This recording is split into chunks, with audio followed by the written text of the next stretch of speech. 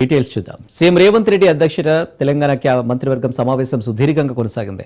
మంత్రివర్గ సమావేశంలో భాగంగా పరిపాలనాపరమైన అంశాలు, నిర్ణయాలపై ప్రధానంగా చర్చించారు. అదేవిధంగా స్థానిక సంస్థల ఎన్నికలు, బనకచెర్ల ప్రాజెక్టుపై భేటీలో కీలకంగా చర్చ జరిగింది. కాళేశ్వరం కమిషన్ లేఖపై కూడా కేబినెట్ చర్చించినట్లు సమాచారం. ఇక కొత్త మంత్రుల బాధ్యతల స్వీకరణ తర్వాత సీఎం రేవంత్ అధ్యక్షతన తొలి సమావేశం జరిగింది. స్థానిక సంస్థల ఎన్నికలు, బనకచెర్ల ప్రాజెక్టు, రాజు యువ వికాసం, రైతు భరోసా తదితర అంశాలపై కేబినెట్ భేటీలో చర్చకు వచ్చింది. కేబినెట్ సమావేశంలో జిల్లా పరిషత్, మండల పరిషత్, పంచాయతీ స్థాయిలో జరిగే ఎన్నికల షెడ్యూల్పై ప్రాథమిక చర్చించినట్లు సమాచారం. తద్వారా స్థానిక సంస్థల పాలనను మరింత బలోపేతం చేయాలనే ప్రభుత్వం యోచిస్తున్నట్లు తెలుస్తుంది.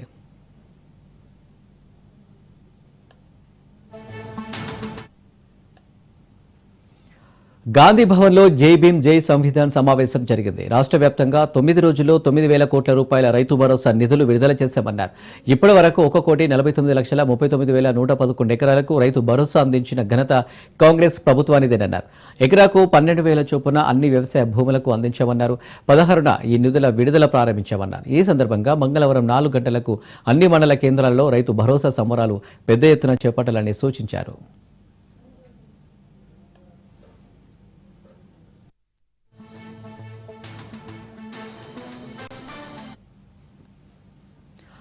స్థానిక సంస్థల ఎన్నికలపై తెలంగాణ హైకోర్టు తీర్పును రిజర్వ్ చేసింది. అంతకుముందు గ్రామ పంచాయతీ ఎన్నికల అంశంపై ధర్మాసనంలో ఎన్నికల కమిషన్, ప్రభుత్వం, పిటిషనర్ల వాదనలు జరిగాయి. తొలుత ఎన్నికల నిర్వహణకు 1 రోజుల గడువు ఇవ్వాలని రేవంత్ ప్రభుత్వం కోరగా ఎన్నికల సంఘం 60 రోజులు గడువు కోరింది. వాదనలు విన్న కోర్టు తీర్పును రిజర్వ్ చేసింది. కాగా తెలంగాణలో పంచాయతీ ఎన్నికలను సకాలంలో నిర్వహించడం లేదంటూ దాదాపు 6 పిటిషన్లు దాఖలయ్యాయి. దీనిపై గత కొన్నాళ్లుగా వాదనలు కొనసాగుతున్నాయి.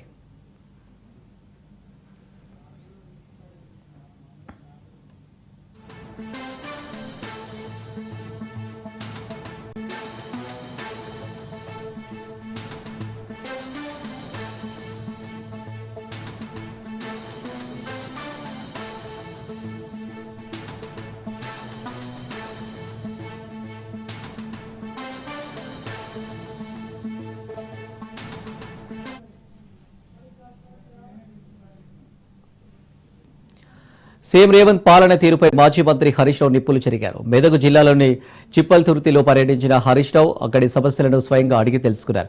గ్రామాలు క్లీన్గా ఉండాలని, కేసీఆర్ ట్రాక్టర్లు అందిస్తే ఇప్పుడు అదే ట్రాక్టర్లో డీజిల్ పోయని పరిస్థితిలో కాంగ్రెస్ ఉందంటూ మండిపడ్డారు. డీజిల్ లేకపోవడంతో 20 రోజుల నుండి చెత్త సేకరణ జరగడం లేదన్నారు. కాంగ్రెస్ చెప్పిన మార్పు ఇదేనా అంటూ హరీష్ రావు నిలదీశారు. గ్రామంలో గ్రామ పంచాయతీ ముందు ట్రాక్టర్ ను పెట్టి 20 రోజుల నుంచి ట్రాక్టర్ తీసే పరిస్థితి లేదు. ట్రాక్టర్ లో గాసం లేదు సార్, డీజిల్ లేకపోవడం వల్ల 20 రోజుల నుంచి ట్రాక్టర్ తీయడం లేదు అని వారు చెప్తా ఉన్నారు. ఆ ట్రాక్టర్ కు గత ఏడాదినర్థం నుంచి దాదాపు 2 సంవత్సరాల నుంచి ఆయిల్ కూడా చేంజ్ చేయలేదు, ఫిల్టర్ చేంజ్ చేయలేదు, ట్రాక్టర్ ను సర్వీసింగ్ చేయించడం లేదు, ట్రాక్టర్ కు ఇన్సూరెన్స్ కట్టలేదు, ట్రాక్టర్ కు రోడ్ ట్యాక్స్ కూడా క్వార్టర్లీ ట్యాక్స్ కట్టలేదు. చివరికి డీజిల్ కు డబ్బులు లేక తాళం చేయలన్నీ కూడా ఎంపీడీఓకి అప్పచెప్పినామని పంచాయత్ సెక్రటరీ గారు చెప్తున్నారు. స్వచ్ఛమైన పల్లెల్ని కేసీఆర్ గారు తయారు చేస్తే రేవంత్ రెడ్డి గారు ప్రభుత్వం వచ్చినాక కేసీఆర్ గారు ఇచ్చిన ట్రాక్టర్లలో డీజిల్ కూడా పోయని పరిస్థితి ఏర్పడ్డది. మార్పు అంటే ఏం మార్పు తెస్తుర్రా నాయన? మార్పు అంటే కేసీఆర్ గారు కొనిచ్చిన ట్రాక్టర్ని మూలకు పెట్టుడే మార్పు. మీరు తెచ్చింది మాటలు కోటలు దాటుతున్నాయి కానీ చేతులు గడప దాటని పరిస్థితి ఉన్నది. ఇలా గ్రామ పంచాయతీలో ట్రాక్టర్ల పరిస్థితి ఇట్లా ఉన్నది. ఎక్కడైనా పైప్ లైన్ వలిగిపోతే దాని అతకనీకి కూడా పైసలు లేనటువంటి పరిస్థితి ఇలా గ్రామ పంచాయతీల్లో ఉన్నది. సఫాయి కార్మికులకు పాపం ఆ డ్రైవర్ గారిని, ఆ చెత్త ఎత్తే కార్మికుడిని అడిగితే 3 నెలలే సార్ మాకు జీతం రాక, ఇట్లా పిల్లలకు స్కూల్ స్టార్ట్ అయింది, పుస్తకాలు కొనిద్దామంటే పైసలు లేవని చెప్పి ఆ సఫాయి కార్మికులు బాధపడుతున్నటువంటి పరిస్థితి. మాటలు ఏమంటారు, 1వ తారీఖే జీతం ఎత్తున్నాం అని రేవంత్ రెడ్డి తెగ రెచ్చిపోతుంటాడు. మరి సఫాయి కార్మికులు అందరికంటే పేదోళ్ళు కదా, అందరికంటే తక్కువ జీతగాళ్ళు. సఫాయి కార్మికులకు 3 నెలల నుంచి జీతం ఇచ్చే తెలివి లేదా మీ ప్రభుత్వానికి అని నేను అడుగుతా ఉన్నా. ఊర్లో ఎన్ని బుగ్గలు ఉన్నాయని అడిగిన. చిప్పల్తుర్తిలో 110 బుగ్గలు ఉంటే 30 బుగ్గలు వెలుగుతున్నాయి, 80 బుగ్గలు కాలిపోయినాయి, చీకట్లో ఉన్నది ఊరు అంటున్నారు ఊరోళ్ళు. బుగ్గలేయనీకి కూడా రేవంత్ రెడ్డి గవర్నమెంట్ లో పైసలు లేవా? ఈ గ్రామంలో కాంగ్రెస్ పై కేంద్ర మంత్రి కిషన్ రెడ్డి ఫైర్ అయ్యారు. కశ్మీరు ప్రజల హక్కులను కాంగ్రెస్ హరించిందన్నారు. కాంగ్రెస్ కులం మతం పేరుతో దేశాన్ని విభజించిందని, ఎమర్జెన్సీ విధించి రాజ్యాంగాన్ని అవమానపరిచారన్నారు. పత్రికా స్వేచ్ఛను హరించి పౌర హక్కులకు భంగం కలిగించారని అన్నారు. కశ్మీర్పై నెహ్రూ దృష్టి పెట్టలేదని, కశ్మీర్ను నెహ్రూ తాకట్టు పెట్టారన్నారు.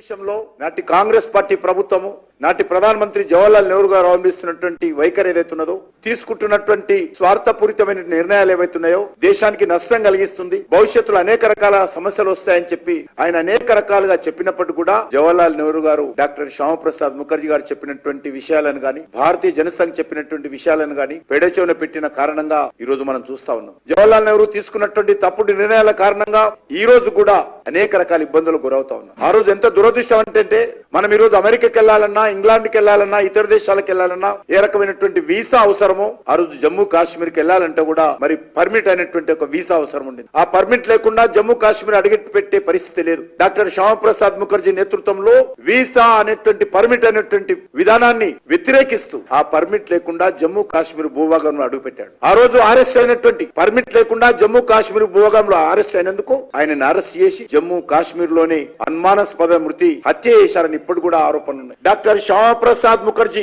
ఏ లక్ష్యం కోసమైతే భారతీయ జనసంఘ్ ప్రారంభించి జమ్మూ కాశ్మీర్ పరిరక్షణ కోసం ఉద్యమాన్ని చేపట్టి బలిదానమయ్యాడో ఆ లక్ష్యము నరేంద్ర మోడీ గారు ప్రధానమంత్రి అయిన తర్వాత డాక్టర్ శ్యామప్రసాద్ ముఖర్జీ కన్నటువంటి కలలను, ఆయన బలిదానమైనటువంటి చరిత్ర ఏదైతున్నదో, లక్ష్యం ఏదైతున్నదో నరేంద్ర మోడీ గారు ఈ రోజు నెరవేర్చడం జరిగింది. ఆర్టికల్ 370 రద్దు చేసి జమ్మూ కాశ్మీర్ లో ఈ రోజు దళితులకు దేశంలో ఉన్నటువంటి సమాన హక్కులు, దళితులకు ఉన్నటువంటి హక్కులు అక్కడ కల్పించారు. ఆర్టికల్ 370 ఉన్నన్ని రోజులు ఏ రకంగా 42,000 మంది జమ్మూ కాశ్మీర్ లో చనిపోయారు. అనేక రోజుల పాటు 2019 వరకు అనేకమైనటువంటి బడుగు బలైన వర్గాల ప్రజలకు తమ హక్కులు, అధికారాలు లేకుండా వంచింది జమ్మూ కాశ్మీర్ లో కాంగ్రెస్ పార్టీ. అనేక రకాలుగా కాంగ్రెస్ పార్టీ జమ్మూ కాశ్మీర్ లో కనీస సౌకర్యాలు కల్పించినటువంటి పరిస్థితులు ఉంది. పాకిస్తాన్ ఆడింది ఆటగా, పాకిస్తాన్ పాడిందే పాటగా, పాకిస్తాన్ ఐఎస్ఐ ఏజెంట్ల కీలుబొమ్మలుగా ఏ రకంగా పాకిస్తాన్ అనుకూలంగా వివరించారో మనం చూడడం జరిగింది. కాంగ్రెస్ పార్టీ ఎప్పుడు కూడా స్వాతంత్రం వచ్చినంత ఇప్పటి వరకు కూడా అనేక విషయాలలో స్వార్థపూరితమైనటువంటి రాజకీయాలకు ఏ రకంగా కాంగ్రెస్ పార్టీ విభజించిందో మనం ఇప్పటికీ చూస్తున్నాం. దేశ భక్తులతో కూడినటువంటి పార్టీ, అటువంటి నాయకత్వాన్ని మాకు అందించినటువంటి మహనీయుడు డాక్టర్ శ్యామప్రసాద్. ఆ రకమైనటువంటి సిద్ధాంతాన్ని బీజేపీ ఎంపీ ధర్మపురి అరవింద్ సంచలన వ్యాఖ్యలు చేశారు. అవినీతిలో కూరుకుపోయిన బీఆర్ఎస్ నేతలను రపారపా జైల్లో వేయాలన్నారు ధర్మపురి అరవింద్. రేవంత్ ఉదయం బెదిరించి సాయంత్రం మిలాఖత్ అయితే కాంగ్రెస్ కు పుట్టగతులుండవన్నారు. వచ్చే ఎన్నికల్లో హరీష్ రావు తప్ప ఎవరు గెలవరన్నారు. కేటీఆర్ కు కూడా ఓటమి తప్పదన్నారు.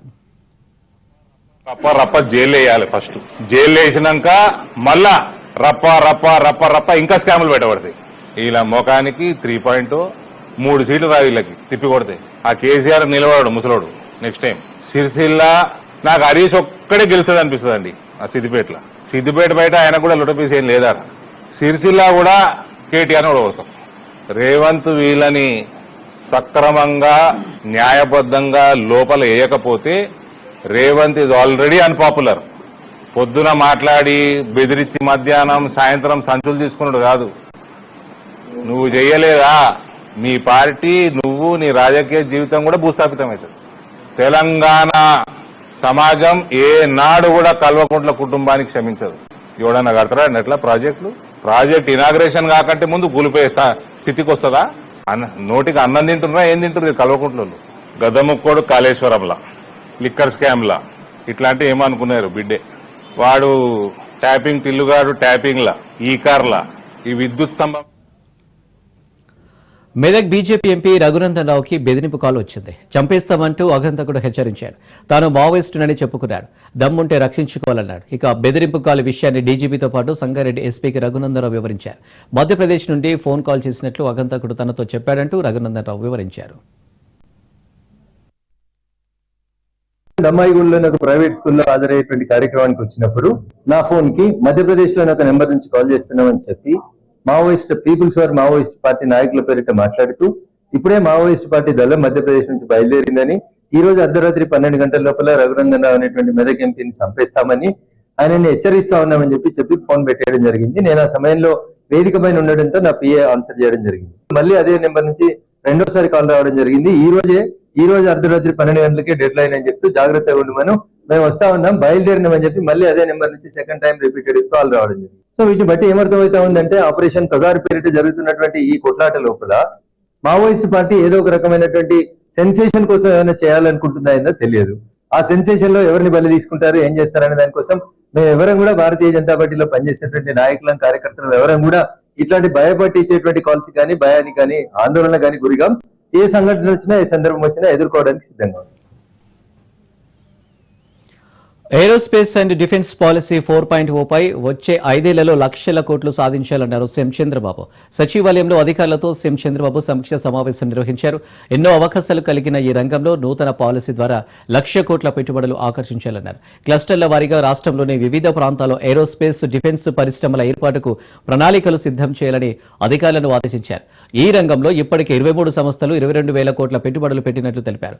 ఔత్సాహిక పరిశ్రమల వ్యక్తులకు భరోసా కల్పించాలన్నారు చంద్రబాబు.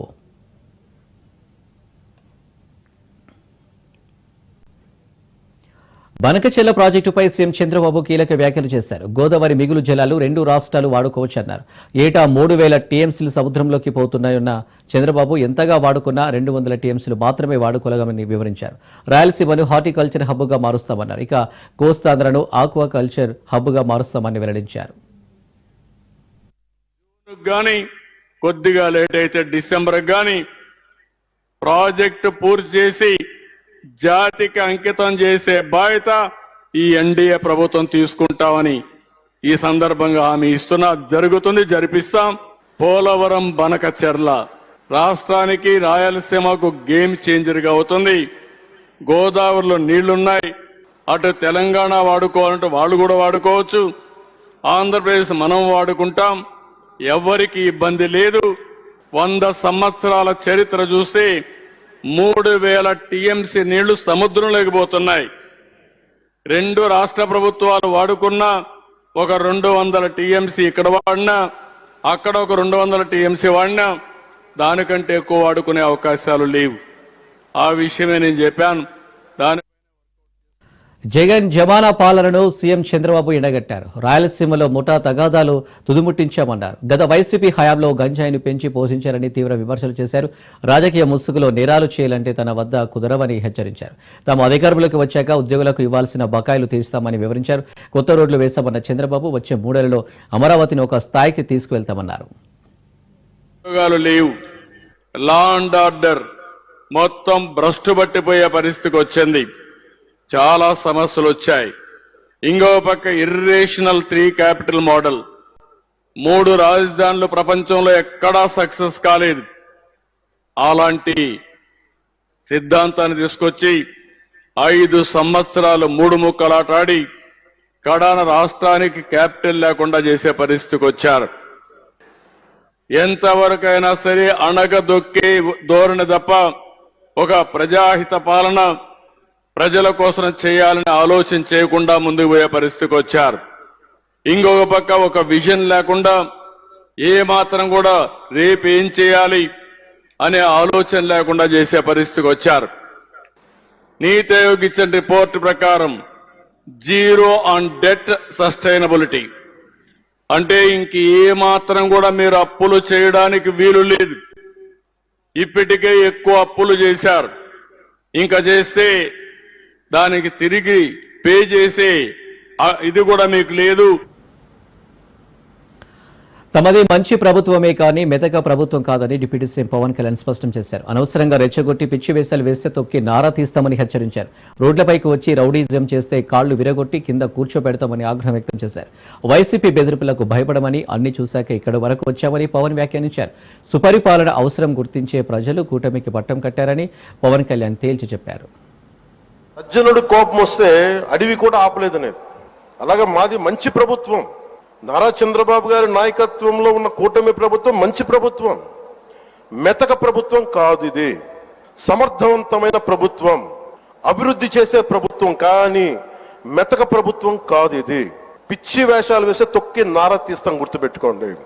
ఇది సంస్కారం కాకపోయి, ఇది సభకి కరెక్ట్ కాకపోయినా చెప్తున్నాను ఇది. ఎందుకంటే మేము చాలా దెబ్బలు తిని వచ్చాం కాబట్టి మళ్ళీ ప్రజల్లో భయాందోళన చేద్దామని పిచ్చి పిచ్చి వేషాలు వేస్తే ఏ మాత్రం ఉపేక్షించాం. అధికారులకు కూడా మేము అదే అప్పీల్ చేస్తున్నాం. మీరు దయచేసి any anti constitutional, any anti government, please kindly take care and make sure you implement the law. Make sure it should be with in the legal framework. గతేడాది జరిగిన ఎన్నికల్లో గెలిచింది ప్రజలేనన్నారు మంత్రి నారా లోకేష్. వైసీపీ నేతలు ప్రజా సమస్యలను పట్టించుకోలేదని మండిపడ్డారు. జగన్ జమానాలో ప్రశ్నిస్తే చాలు లాఠీ దెబ్బలు, అరెస్టులు, వేధింపులు ఉండేవన్నారు. కూటమి ప్రభుత్వం వచ్చాకే ప్రజలు సుఖశాంతులతో ఉన్నారని గుర్తు చేశారు. ఇప్పుడు నియంత పాలన నుంచి ప్రజలకు నిజమైన స్వాతంత్ర్యం వచ్చిందన్నారు లోకేష్. గెలిచింది కూటమి పార్టీలు కాదు, గెలిచింది ఆంధ్ర రాష్ట్ర ప్రజలు. గత 5 ఏళ్ల విధ్వంస పాలన మనందరం చూసాం. 10 లక్షల కోట్ల అప్పు చేశారు. ఆంధ్రప్రదేశ్ ని అప్పుల ప్రదేశ్ గా మార్చేశారు. ఒక్క రోడ్డు వేయలేదు. కనీసం రోడ్డు పైన ఉన్న గుంటలు కూడా ఆనాడు పూడ్చలేదు. ఒక్క సాగునీటి ప్రాజెక్ట్ పూర్తి చేయలేదు. వరం లాగున్న డ్రిప్ ఇరిగేషన్ ఏకంగా ఇచ్చే సబ్సిడీ కూడా రద్దు చేశారు. ఇంకా వెలుగొండ ప్రాజెక్ట్ పూర్తి కాకుండా ముందల్నే జాతికి అంకితం చేసే సందర్భాలు మనం చూసాం. కప్పుడు నీళ్లు పోసి కుప్పంకు నీరు తీసుకొచ్చామని ఆనాటి పాలకులు అన్నారు. ఇంకా విశాఖపట్నంలో ఒక వ్యక్తి బతికేదానికి 700 కోట్లతో ఒక రాయల్ ప్యాలెస్ కట్టుకున్నారు తప్ప విశాఖ ఉక్కు గురించి కానీ అదేవిధంగా రైల్వే జోన్ గురించి. ఏపీలో కూటమి పాలన తీరుపై మాజీ సీఎం వైసీపీ అధినేత వైఎస్ జగన్ నిప్పులు చెరిగారు. సీఎం చంద్రబాబు రాజకీయాలను మరింత దిగజార్చారంటూ మండిపడ్డారు. తన పర్యటనకు ఎందుకు ఆంక్షలు పెట్టారో చెప్పాలంటూ క్వశ్చన్ చేశారు. తమ పాలనలో మీపై ఇలాంటి ఆంక్షలు ఎప్పుడైనా పెట్టామా అంటూ ముఖ్యమంత్రి చంద్రబాబును ఎక్స్ వేదికగా నిలదీశారు. తమ పార్టీ కార్యకర్తల ఇంటికి కూడా వెళ్లడం తప్ప అంటూ కూటమి ప్రభుత్వాన్ని ప్రశ్నించారు జగన్. ఇక మాజీ సీఎం ప్రయాణించే వాహనం భద్రత ప్రభుత్వానికి కాదా అంటూ ప్రశ్నల వర్షం కురిపించారు. కావాలని తమపై దుష్ప్రచారం చేస్తున్నారంటూ తీవ్ర విమర్శలు చేశారు. ఇప్పటికైనా చంద్రబాబు మారాలన్నారు జగన్.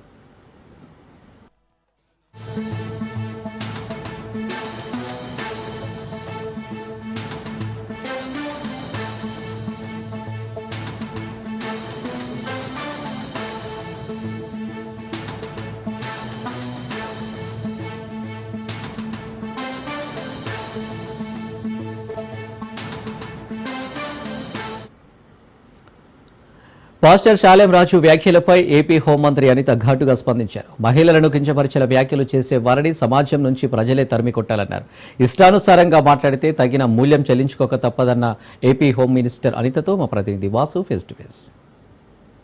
మనం అర్థం చేసుకోవాలి, మనం భారతీయ సంస్కృతిలో ఉన్నాం. భారతీయ సంస్కృతిలో స్త్రీలకు ఎంత గౌరవం ఉంటుందో, స్త్రీల పట్ల ఎంత గౌరవభావంతో ఉంటారో మనందరికీ కూడా తెలుసు. అటువంటి పరిస్థితుల్లో ఈ రోజు స్త్రీల గురించి మాట్లాడితేనే నోటుకొచ్చినట్టు మాట్లాడడం ఒక ఎత్తు అయితే, వాళ్ళ క్యారెక్టర్ అసోసియేషన్ చేయడం, వాళ్ళ కట్టుబొట్టుల గురించి కూడా మాట్లాడే పరిస్థితులు దిగజారిపోయాయంటే ఈరోజు ఒకసారి మనం కూడా ఆలోచన చేసుకోవాల్సిన అవసరం ఉంది. ఇలాంటి వాళ్ళని సొసైటీలో ఉండనివ్వచ్చా ఉండనివ్వకూడదన్న ఆలోచన కూడా ప్రజలు కూడా తెలుసుకోవాలి.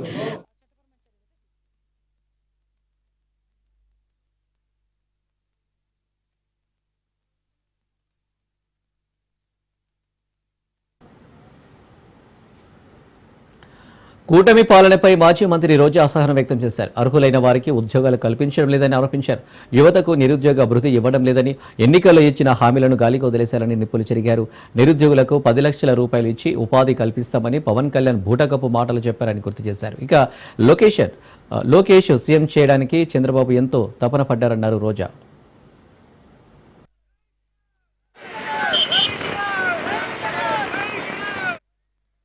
చంద్రబాబు నాయుడు కూటమి ప్రభుత్వం తమ మేనిఫెస్టోలో మొదటిదిగా ఉద్యోగం ఇస్తాం లేదా నిరుద్యోగ భృతి ఇస్తామని చెప్పి కూడా సంవత్సరం అవుతున్న ఒక్కరికి కూడా ఈరోజు ఉద్యోగం ఇవ్వలేదు. ఈ రాష్ట్రంలో 1,60,00,000 ఇళ్లున్నాయి. మరి ఆ ఇళ్లలో ఉన్న నిరుద్యోగుల పరిస్థితి ఏంటి? ఇప్పటి వరకు ఉద్యోగం ఇవ్వలేదు. అలాగే చంద్రబాబు నాయుడు మొదటి సంతకం చేసిన డిఎస్సిలో ఇప్పటి వరకు ఒక టీచర్ని కూడా భర్తీ చేయలేదు. లోకేష్ గారేమో జనవరిలో జాబ్ క్యాలెండర్ రిలీజ్ చేస్తానని చెప్పాడు. ఇప్పుడు జూన్ వచ్చింది. అంటే క్యాలెండర్ లో సంవత్సరం మారుతుంది తప్ప లోకేష్ గారు ఇస్తానన్న జాబ్ క్యాలెండర్ అయితే రాలేదు. అలాగే పవన్ కళ్యాణ్ గారు తాము అధికారంలో వచ్చిన తర్వాత ఆయన తన ప్లీనరీలో చెప్పారనుకుంటా, ప్రతి నియోజకవర్గంలో 500 మందికి యువత అంటే మహిళ గాని మగవాడు గాని నిరుద్యోగులకి 10 లక్షల రూపాయలు ఒక్కొక్కరికి ఇస్తాం, స్వయం ఉపాధి పెట్టుకోవచ్చు అని చెప్పారు. ఇప్పటికీ కూడా ఒక్కరికి కూడా ఇవ్వలేదన్నది నిజం. సో ఈ రాష్ట్రంలో ఉన్న నిరుద్యోగుల్ని అలాగే విద్యార్థుల్ని మోసం చేస్తూ వాళ్ళు మాత్రం ఈరోజు అధికారాన్ని ఎంజాయ్ చేస్తున్నారు. చంద్రబాబు నాయుడు తెలంగాణలోని జోగులాంబ గద్వాల జిల్లాకు చెందిన ఓ ప్రైవేటు సర్వేరు దారుణ హత్యకు గురయ్యాడు. పెళ్లైన నెలకే ఈ ఘోరం జరిగింది. దీని వెనుక భార్య, ఆమె తల్లి, ప్రియుడి హస్తం ఉన్నట్లు తెలియరావడం తీవ్ర కలకలం రేపుతోంది. వివాహానికి ముందే ఉన్న అక్రమ సంబంధమే ఈ హత్యకు దారితీసినట్టు పోలీసుల విచారణలో వెల్లడైంది.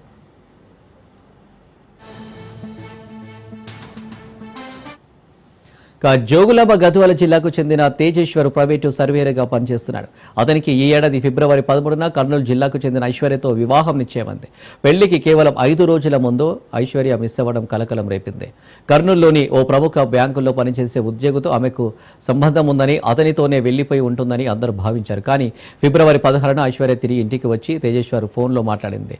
తనకు ఎవరితోనూ ప్రేమ వ్యవహారం లేదని, కట్నం కోసం తల్లి పడుతున్న ఇబ్బందులు చూడలేక స్నేహితురాలి ఇంటికి వెళ్లానని చెప్పింది. అంటే నాకు చాలా ఇష్టం అంటూ కన్నీళ్లు పెట్టుకోవడంతో తేజేశ్వర్ ఆమె మాటలు నమ్మాడు. తల్లిదండ్రులు వద్దంటున్నా వారిని ఒప్పించి మే 18న ఐశ్వర్యను వివాహం చేసుకున్నాడు.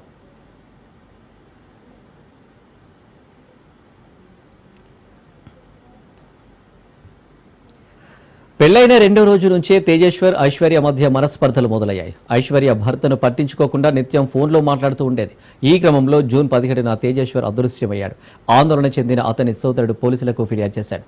గాలింపు చర్యలు చేపట్టిన పోలీసులకు పాణ్యం సమీపంలో సుగాలిమెట్టు వద్ద తేజేశ్వర్ మృతదేహం లభ్యమైంది.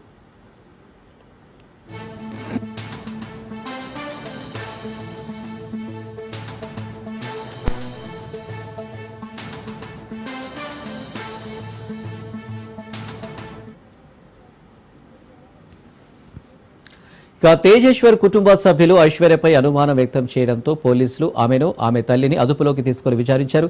విచారణలో విస్తుపోయే నిజాలు వెలుగులోకి వచ్చాయి. ఐశ్వర్య తల్లి సుజాత కర్నూలులోని ఓ ప్రముఖ బ్యాంకులో స్వీపర్గా పనిచేస్తుంది. అదే బ్యాంకుకు చెందిన ఉద్యోగి తిరుమలరావుతో సుజాతకు వివాహేతర సంబంధం ఉన్నట్లు తెలిసింది.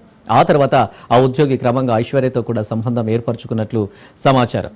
తేజేశ్వర్తో వివాహం జరిగిన తర్వాత కూడా ఐశ్వర్య ఆ బ్యాంకు ఉద్యోగితో ఏకంగా 2000 సార్లు ఫోన్లో మాట్లాడినట్లు పోలీసులు కాల్ డేటా ఆధారంగా గుర్తించారు. తమ సంబంధానికి అడ్డుగా ఉన్న తేజేశ్వర్ను తొలగిస్తే అతని ఆస్తి కూడా దక్కుతుందని భావించి హత్యకు పథకం పన్నినట్లు తెలుస్తోంది.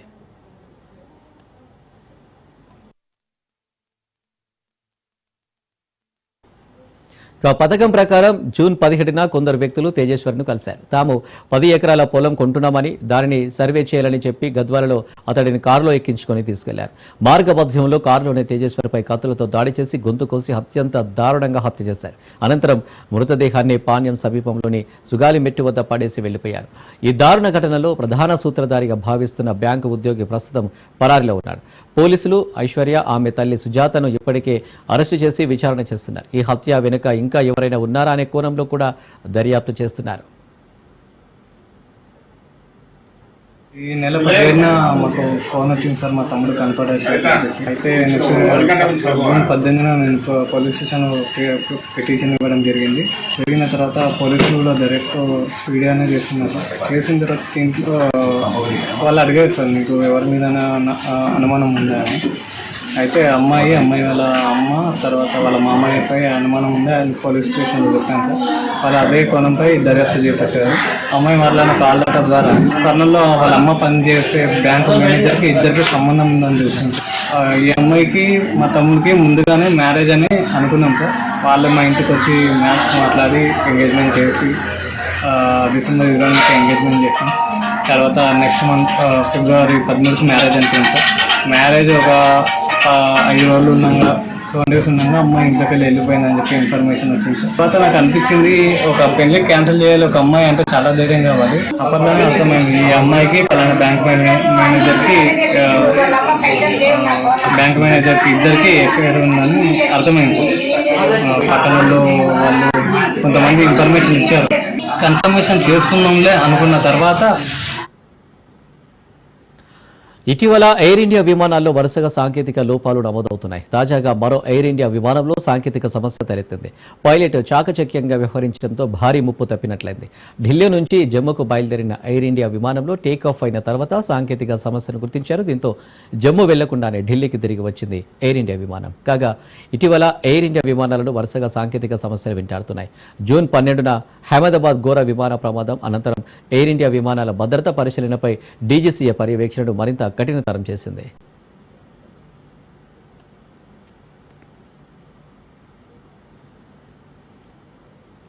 నక్సలైట్ల ఏరివేత కార్యక్రమాలను కొనసాగిస్తామని, ఈ వర్షాకాలంలోనూ వాటికి విరామం ఇవ్వబోమని కేంద్ర హోంమంత్రి అమిత్ షా ప్రకటించారు.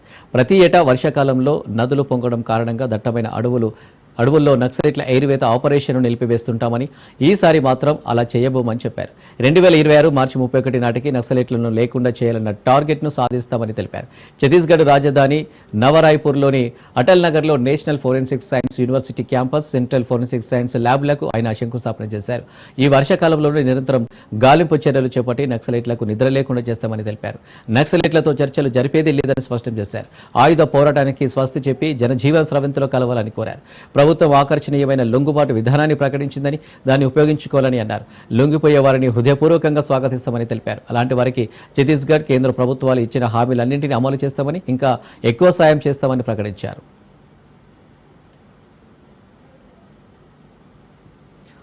సింధు నదీ జలాల ఒప్పందం నిలిపివేత నిర్ణయాన్ని భారత్ మార్చుకోకపోతే పాకిస్తాన్ మరో యుద్ధం చేస్తుందని ఆ దేశ మాజీ విదేశాంగ మంత్రి బిలావల్ భుట్టో హెచ్చరించారు.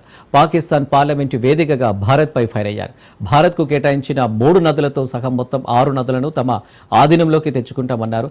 భారత్ ముందే 2 మార్గాలున్నాయన్నారు. ఒప్పందం నిలిపివేతను తొలగించడం లేదా పాకిస్తాన్తో యుద్ధానికి సిద్ధపడటమని బిలావల్ భుట్టో స్పష్టం చేశారు.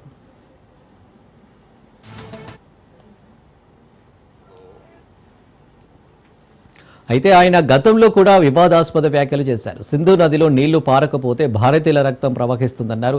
ఏప్రిల్లో పెహల్గాంలో ఉగ్రవాదులు జరిపిన దాడిలో 26 మంది పర్యాటకులు ప్రాణాలు కోల్పోవడంతో భారత్ సింధు ఒప్పందాన్ని నిలిపివేసింది. ఉగ్రవాదానికి ఊత వేయడం మానేసే వరకు నిలిపివేత కొనసాగుతుందని భారత్ స్పష్టం చేసింది.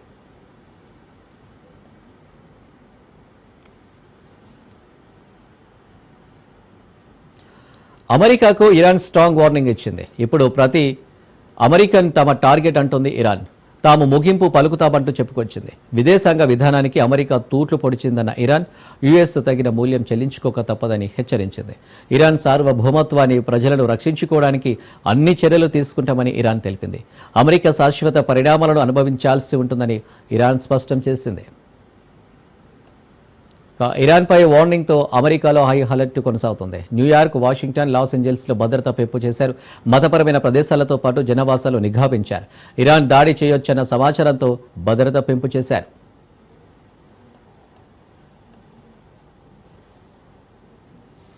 ఇరాన్, ఇజ్రాయెల్ మధ్య యుద్ధంలో అమెరికా ఎంట్రీ ఇచ్చింది. ఇరాన్లోని 3 అణు కేంద్రాలపై యుఎస్ ఫైటర్ జెట్లతో భీకర దాడి చేసింది. ఇరాన్పై దాడి చేసిన ఫైటర్ జెట్లు సురక్షితంగా తిరిగి వచ్చినట్లు అమెరికా అధ్యక్షుడు డొనాల్డ్ ట్రంప్ ప్రకటించారు. ఇరాన్లోని ఫోర్డో, నటాంజ్, ఎస్ఫహాన్ 3 అణు కేంద్రాలపై విజయవంతంగా దాడి చేశామని ట్రంప్ తెలిపారు. అన్ని విమానాలు సురక్షితంగా ఉన్నాయన్నారు. అమెరికన్ వారియర్లకు ప్రెసిడెంట్ అభినందనలు చెప్పారు. ప్రపంచంలో మరే సైన్యం ఇలా చేయలేదని, ఇప్పుడు శాంతికి సమయం వచ్చిందని ట్రంప్ వెల్లడించారు.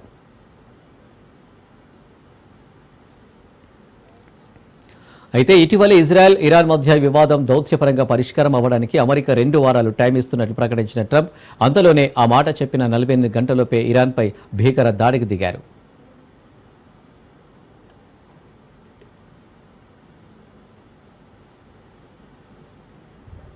ఇరాన్, ఇజ్రాయెల్ భీకర యుద్ధం కొనసాగుతున్న వేళ అమెరికా ఎంట్రీతో ఇరాన్ రగిలిపోతుంది.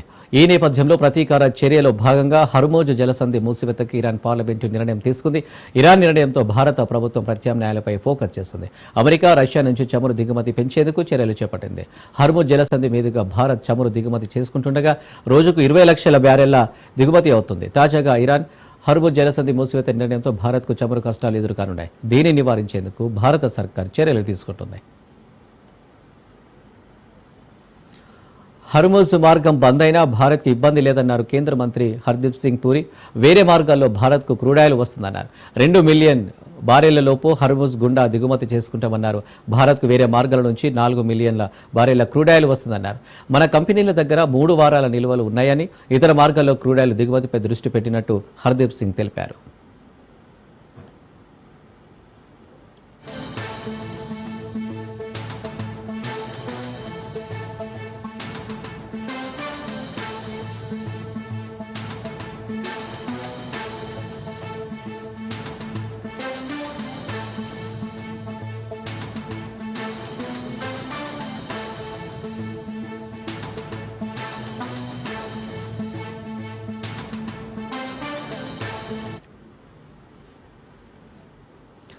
దేశీయ స్టాక్ మార్కెట్లు నష్టాల్లో ముగిశాయి. అమెరికా దాడుల ప్రభావం మార్కెట్పై పడింది.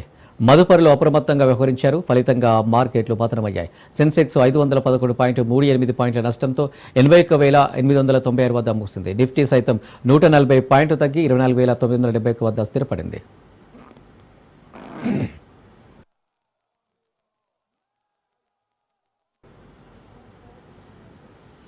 ఇవి అప్డేట్స్. మరిన్ని అప్డేట్స్ కోసం చూస్తూనే ఉండండి రాజ్ న్యూస్.